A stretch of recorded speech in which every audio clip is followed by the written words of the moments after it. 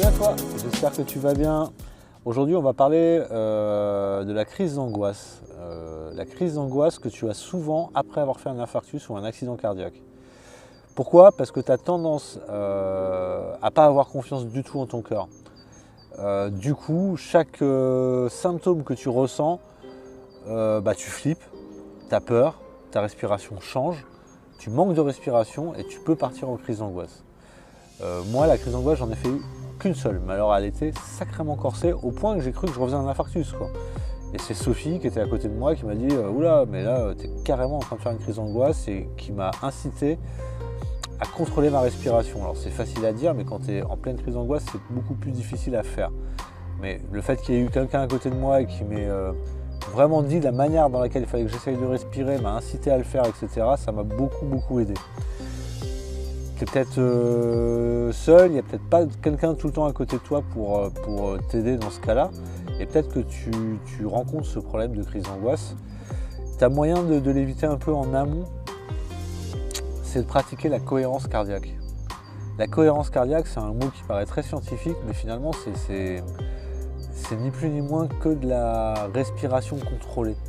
C'est en fait respirer à une certaine vitesse et à une certaine cadence régulière, tout en vidant ton esprit, hein, donc en fait ça te permet aussi de te vider ton esprit, et ça va t'amener déjà à calmer ton rythme cardiaque, et comme je te l'ai dit, à vider ton esprit, ce qui fait que la peur va partir finalement. Si tu pratiques la cohérence cardiaque les 2-3 premiers mois après ton infarctus, c'est les moments où tu es le plus sujet à faire des crises d'angoisse, tu vas énormément les limiter.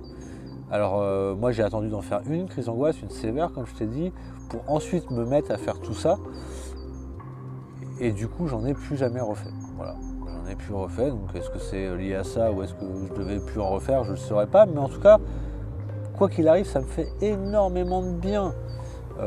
C'est comme la méditation, c'est pareil. C'est des choses qui te permettent de vider ton esprit, et je pense que quand tu as eu un infarctus et un accident cardiaque sévère comme on a eu, tu as besoin justement par moment de te vider l'esprit et d'arrêter de ressasser. Voilà, c'est hyper important. Alors je suis désolé, j'ai les yeux fermés, j'ai le soleil dans la tronche, mais justement, le soleil est de retour et franchement, je me le prends dans la tronche avec grand plaisir.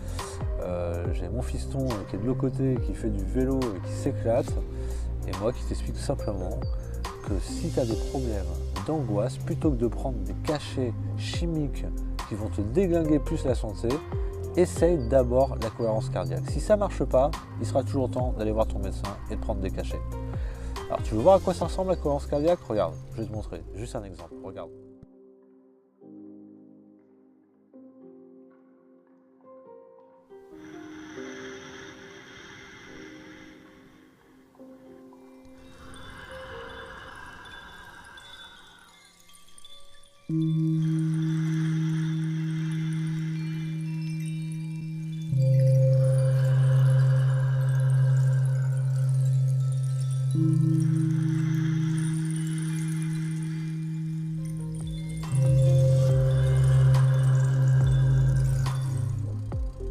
Voilà, tu vois, c'est pas compliqué, c'est juste une histoire de respirer et de tenir une cadence.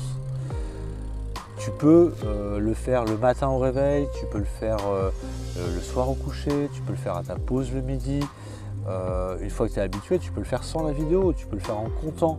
Ça va te permettre de t'apaiser et de réguler ton cœur. La respiration, c'est la clé. C'est la clé pour beaucoup de choses. La respiration, elle est vraiment liée avec ton cœur et ton esprit.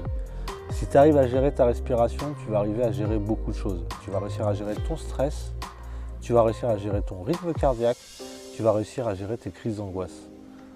Ça paraît simple et ça l'est, vraiment.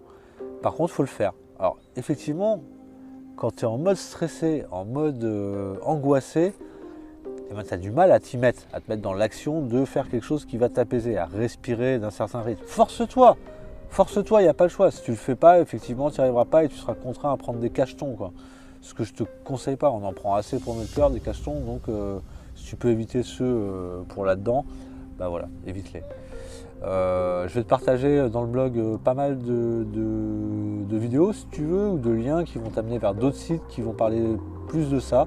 Je te conseille vraiment de creuser cette piste, c'est quelque chose qui va beaucoup améliorer ta vie.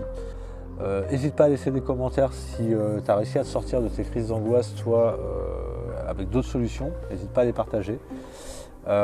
N'hésite pas à t'abonner à la chaîne et à cliquer sur la petite cloche pour être tenu informé des futures vidéos. Encore une fois, je m'excuse pour le petit regard dans le vide et fermé, mais soleil en pleine tronche, mais je t'avoue, ça fait vraiment beaucoup de bien. Je te souhaite une agréable journée et je te dis à très bientôt pour une autre vidéo. Bye!